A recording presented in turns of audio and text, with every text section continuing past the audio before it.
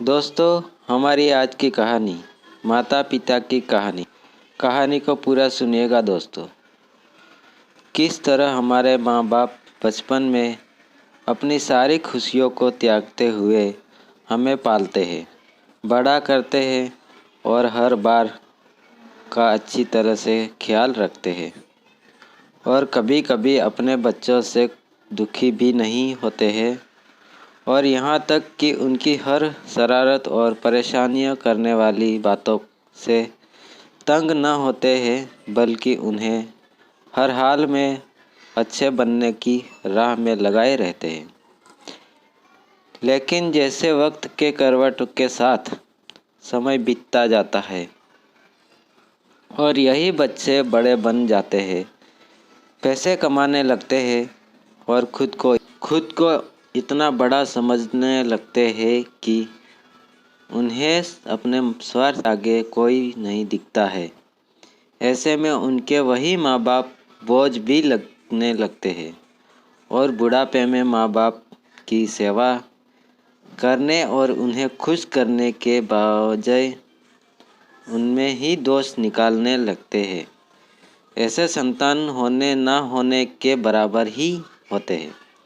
जो बुढ़ापे में अपने माँ बाप की सेवा नहीं कर सकते, दो वक्त समय निकाल कर उन्हें साथ कुछ पल नहीं बिता सकते, ऐसे बच्चे माँ बाप के बुढ़ापे की लाठी बनने की वजह उल्टा माँ बाप को बोझ समझने लगते हैं।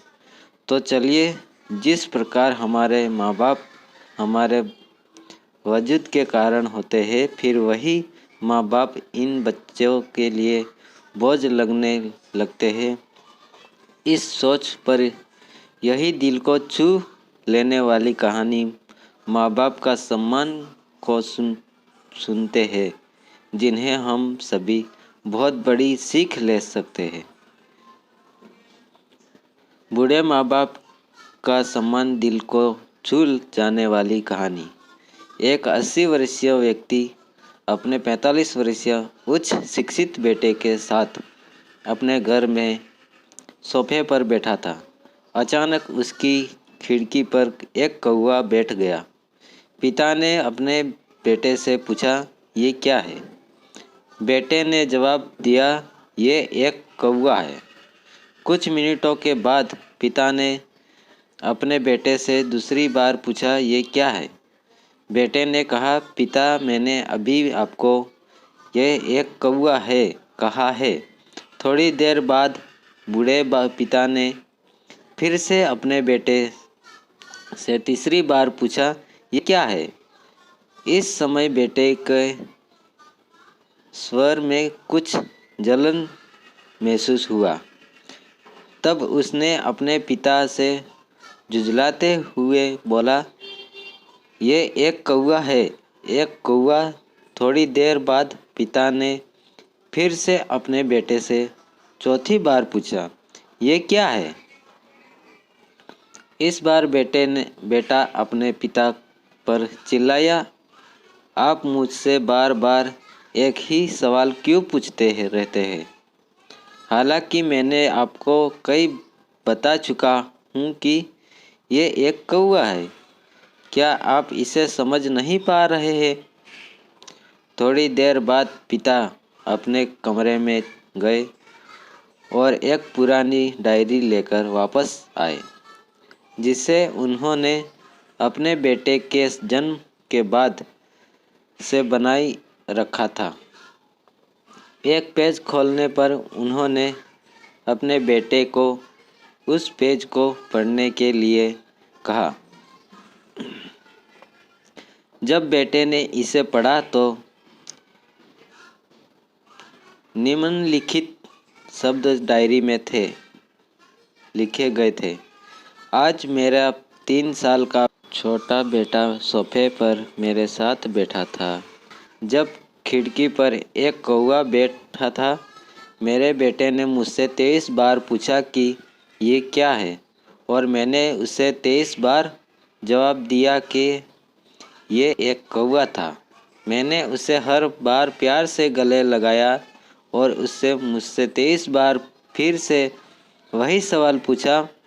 मुझे इस बात से बिल्कुल भी चिढ़ नहीं हुई कि मैंने अपने मासूम बच्चे के लिए प्यार महसूस किया है, जबकि छोटे बच्चे ने उससे 23 बार पूछा यह क्या है। पिता को 23 बार पूरे सवाल का जवाब देने में कोई जलन महसूस नहीं हुई, और आज जब पिता ने अपने बेटे से सिर्फ 4 बार यही सवाल पूछा तो बेटा को चिढ़ और गुस्सा महसूस हुआ। इसे पढ़कर इस बेटे को अपने किए गए व्यवहार का पता चल गया था, जिससे चलते अब वही मन ही बहुत शर्मिंदा हो रहा था। शायद उसे जब किए गए अपने बूढ़े पिता के प्रति व्यवहार पता चल गया था। इसलिए यदि आपके माता पिता जब बुढ़ापे में होते हैं, उन्हें न तो पीछे छोड़ने और न ही उन्हें एक बोझ के रूप में देखें, बल्कि उनके साथ एक दयालु शब्द बोले, शांत, आज्ञाकारी, विनम्र और पिता के प्रति विचारशील रहे। आज इस बात को कहे मैं अपने माता पिता को हमेशा खुश देखना चाहता हूँ। जब मैं छोटा बच्चा था, उन्होंने मेरे देखभाल की। उन्होंने हमेशा मुझ पर अपने निस्वार्थ प्रेम की वर्षा की है। उन्होंने आज समाज में मुझे एक व्यक्ति के रूप में प्रस्तुत करने के लिए तूफान और गर्मी को देखे बिना सभी पहाड़ों और घाटियों को पार किया। भगवान से प्रार्थना करें मैं अपने बूढ़े माता पिता की सर्वोत्तम तरीके से सेवा करूँगा। मैं अपने प्यारे माता पिता को सभी अच्छे और दयालु शब्द का, चाहे वे कैसे भी व्यवहार करें। तो आप सभी इस कहानी को देखने के बाद सीख ज़रूर मिली होगी। तो आपको यही कहानी कैसी लगी कमेंट में ज़रूर बताएं। वीडियो को लाइक ज़रूर कर दीजिए और इसी तरह कहानियाँ देखने के लिए चैनल को सब्सक्राइब कर दीजिए। बेल आइकन का ऑल पर सेट कर लीजिए ताकि आने वाली वीडियो का नोटिफिकेशन आपके पास पहुंच जाएगी। मैं मिलता हूं आपसे अगले वीडियो में, तब तक के लिए